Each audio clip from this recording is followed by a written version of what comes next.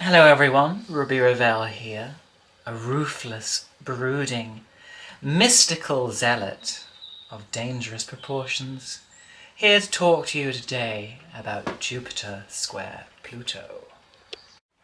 Now to me, the developmental tension between these two titanic planets of our solar system's pantheon is somewhat redolent of the character developments and changes that Wotan goes through in Wagner's epic operatic cycle of Der Ring des Nibelungen. When we first meet Wotan in Das Rheingold, he is a confident god, very much like Jupiter in Aries. He sits there dreaming triumphantly in his newly minted halls of Valhalla, together with his brotherhood of other gods. He has a strong sense not only of all the amazing achievements that he already has under his belt, but also this vast horizon before him in which he dreams restlessly and optimistically of all the new territories of the world and all the new experiences that he could claim as being his own. Jupiter in Aries embodies the archetype of the wise wanderer, the enthusiastic nomad and teacher who has a huge amount of self-confidence and self-esteem in their ability to initiate things in this world, in their capacity to assert themselves, their own powers and energies, and to use those to manifest their own dreams that are expressions of their own personal willpower. So Jupiter in Aries believes that if it does anything with enough passion, enough drive, enough force, with strong, fiery, pure-hearted determination and focus, then life will reward it. Life will look at you and say, yes, there's a hero. We've got to reward our heroes. We've got to treat them well. We've got to give them all the trophies and invite them up to those heavenly heights because they have proved that they have the moxie, the pizzazz, and the flaming, passion-fueled glamour that we like so much in this heavenly pantheon. So Jupiter in Aries does not believe that good fortune is something that just comes to us blindly or passively, which we have to sit around waiting to achieve. It says luck is something that you grab, that you conquer, that you make your own. It is your actions and your belief in yourself and those actions that make you lucky, not what the universe chooses to do for you. There was a saying in medieval times that Lady Fortuna, who was personified as a woman, was hairy on front and bold on the back. And what this wonderfully amusing statement means is that if we think about that ever-spinning wheel of fortune, when we encounter opportunities coming our way, that is when we see the hairy side of fortune. We can grab a hold of those hairs and cling to them so that when fortunes do change, we still have something solid to which we are attached. We saw the time when we should have acted, we did act, and now we have accumulated enough wealth and triumph on the back of those efforts that we feel safe and secure when the times fall out of our favour. Because if we haven't grabbed those hairs when they came the first time around, when that slope starts going downward and we find something to hold on to, we find that Lady Fortuna is bold. We cannot grapple onto her, and therefore we have that downfall. So that saying is all about taking advantage of the times, of being sagacious and basically trying to plant and reap and sow your harvest when times are good, because when times are bad, you may find that those doorways of opportunities that looked like they were always golden and open will one day close upon you, and you will have wasted your efforts. But Jupiter is also currently conjunct Chiron. That aspect began applying back in January, was exact about mid-March and will separate fully at the beginning of May. Chiron delivered a significant blow to Jupiter's confidence in itself and its own ability. It's almost like it had been having this wonderful fortuitous streak, this lucky period in which it felt like it had the Midas touch, that everything it turned to gold, that all it had to do was put its most authentic self out there, and all the bounty and blessings of the paradisial heights of Valhalla would be open to this maverick warrior who has this ability to enter every joust and somehow come out victor.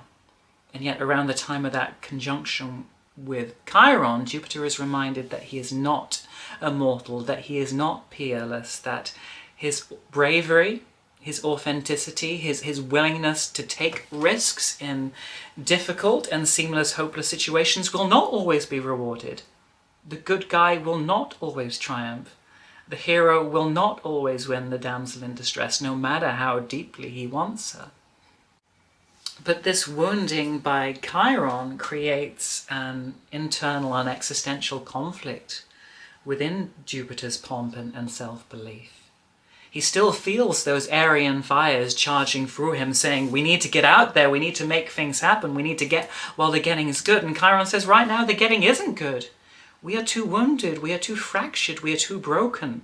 Our armor is torn, our bones are fractured, our skin is covered with contusions and bruises. I'm sure there's some internal hemorrhaging going on, it certainly damn feels like it.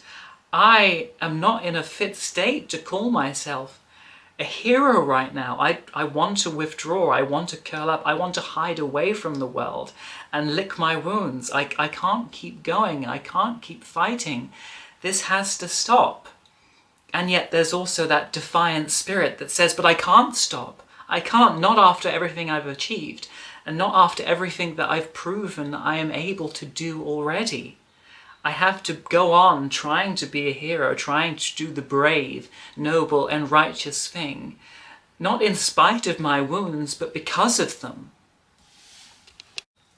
But then Chiron says again, but I'm already hurting so much inside. I already feel so overcome by the defeats and failures that I've suffered that have really made me question my own power and capacity. If I go out now, and without that full faith and conviction in myself, I know that my heart won't fully be in it, that my optimism will be some kind of facade. I will be pouring salt into my wounds. I will be inviting more pain upon the pain I've already had. I'm doomed to fall again if I try again. I'm not sure I really can. But then the other part reasons, well, if I'm already in pain, if I'm already suffering, if I've already lost so much, what have I got to lose? I might as well keep trying. Pain beyond a certain point just becomes more droplets added to the ocean, and I would rather carry on risking it and living heroically and nobly than permitting myself simply to become the passive victim of an apparently cruel and unrewarding world. Jupiter square Pluto is more like the state that we find Wotan in when we encounter him in the second part of the ring cycle, De Valkyra.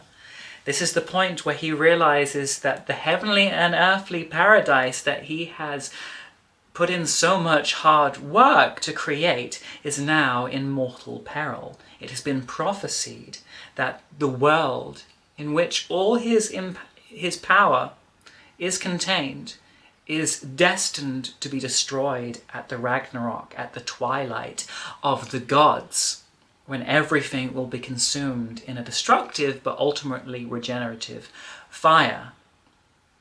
But even seeing this, even having heard that this is predestined, Wotan refuses to give up. He still believes that if he plots, if he is cunning, wise, sagacious, and cryptic enough, he can engineer things in a very long-term plan that will somehow help him overcome his own personal contractual limitations as a god and engineer it so that he will create a hero who will save the world because he cannot do it himself anymore.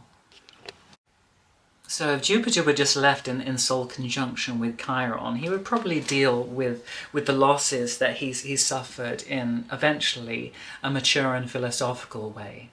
He would accept that, yeah, if I strive in anything, if I fight, there are going to be times when I lose, when I suffer, where I am wounded and out of action for a long time. That is just one of the undeniable horrors and necessities of existence, that I have to find enough wisdom and spaciousness within myself to stoically accept. I don't like it, but it's not there to be liked. It's an experience of life that I have to have in order to open me up to things that I might not be receptive to if I were in an innocent, unfallen and unwounded state.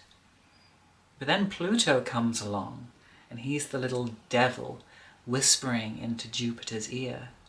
He says, we're not giving up yet, bitch. We'll give up when we're dead. And even then, my unhallowed corpse will continue to haunt whatever it is that I desire. Pluto holds on deeply to its ambitions and to its desires unto the point of personal destruction. If it wants something, it will not let go.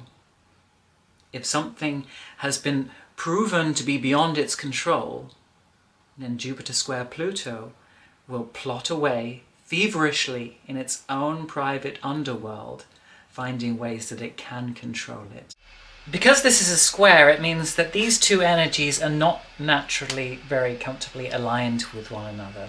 Jupiter in Aries, wounded or not, usually believes in being forthright, being direct, being honest about its aims, ambitions, and intentions.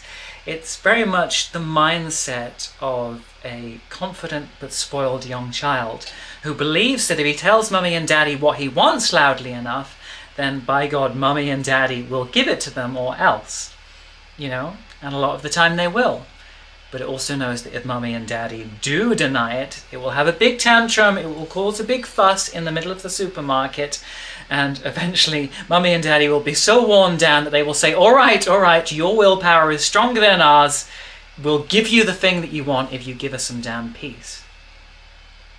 But when Pluto comes along, it's almost like that spoiled, lucky, and entitled child has been adopted by some evil step-parents. And at first Jupiter in Aries meets these rather aloof, cold, enigmatic, and mysterious step-parents and assumes, well, my new mummy and daddy will probably be just like my old mummy and daddy, you know? A bit of bullishness, a bit of pugnacity sprinkled here and there, and I'm sure that I will get what I want. And it tries that, and the new step-parents freeze it out, or they isolate it, or they submit it to extreme punishments that would have been thoughtless by the previous set of indulgent parents. And this is when Jupiter in Aries realizes, if I go charging into things like a bull in a china shop, these step-parents are going to deny me on principle. They're going to prove that their power, their willpower, their authority, their grip on the iron reins of life are much stronger than mine. If I ask them what I want, they will deny me on principle. It's like that saying from the David Bowie song, stay away from the future, don't tell God your plans. Because if God knows your plans, then he will make sure he does everything in his power to destroy and sabotage them. So Pluto says to the little child, you can't just ask for what you want anymore. In fact, if you really want something, if it matters to you with a life and depth, passion and intensity, the last thing you do is tell anyone, because then you've given away the game. You've revealed the thing that is most precious to you. And that's one of the quickest ways to make sure that the universe will find that precious thing and squeeze the damn life out of it until you see its eyeballs bulging and exploding out of its head and all the colour drain ashen away from its face. Do you want that to happen? No. Then you need to learn the art of keeping up a dishonest facade.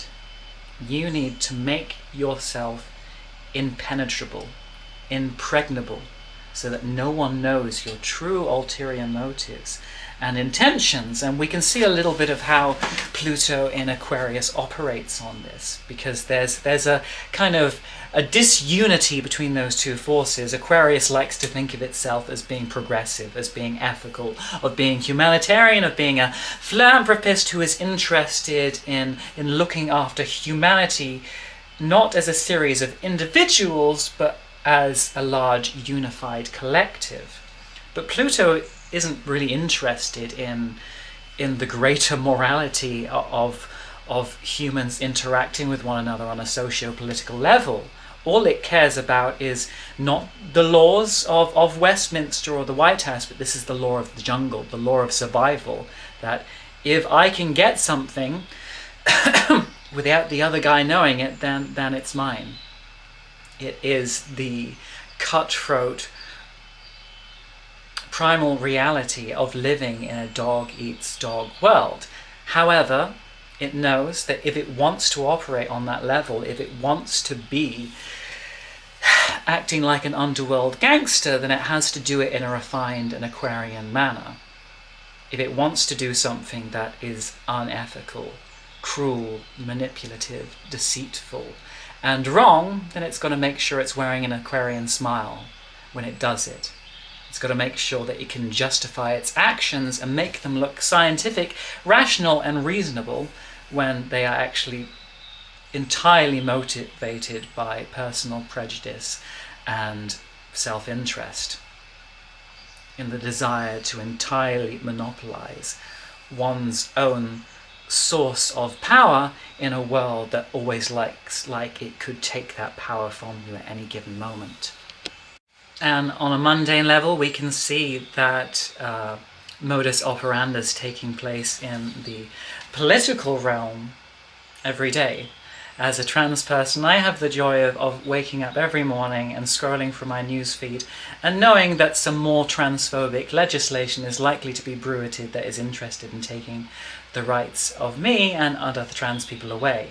And rather than just being open and direct about it and saying we are trying to introduce this legislation or to take away these basic human rights because we dislike trans people, instead they're going to try and justify it scientifically by saying that sex is based entirely on biology and that trans people are a danger to the women's rights that have already been enshrined. You know, there has to be the willingness to use that apparently Aquarian logical facade to mask the insidious plutonic connivings that are going on underneath. Now, I'm not going to get too bogged down in this now because, as I've said before, I am not a mundane astrologer and I don't really want this to become a channel that is focused on political issues, particularly ones that are centered so closely to me. But I still thought I would give that as a little extract of how we can see those collective forces playing out on the world stage. But let's go back to individual experiences now. Square aspects can make us feel so tense because usually we feel the inclination to side with one of the planets over the other. There will be one form of energy that makes sense to us, which we resonate with, and another which we would prefer to reject.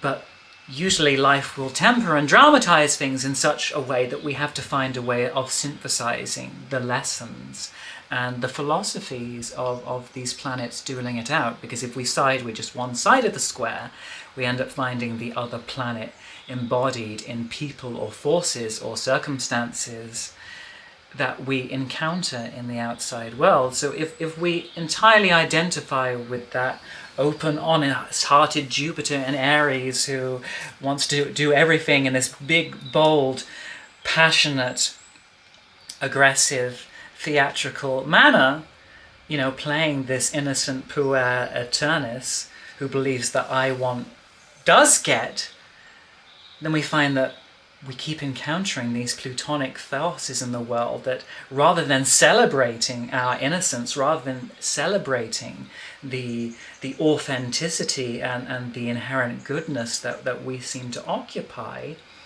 they always seem to be doing things to undermine us.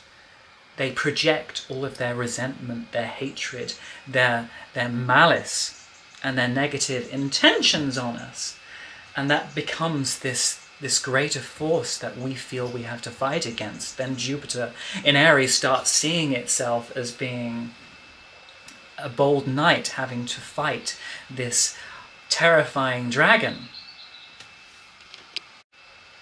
And maybe at first Jupiter in Aries feels quite excited about fighting a dragon. Great, here's a real challenge. Here's an enemy and an opponent who is worthy of testing my strength, of seeing what my puissance can achieve when it is put in one of these really transformative and transitional make or break experiences that will test me to my very mortal limits. Isn't that thrilling? Isn't that exciting? But after a while of thrashing and flailing against this scorpionic hydra who has these many heads that seem to be assailing it from all directions, Jupiter in Aries realizes this dragon was much bigger than I expected.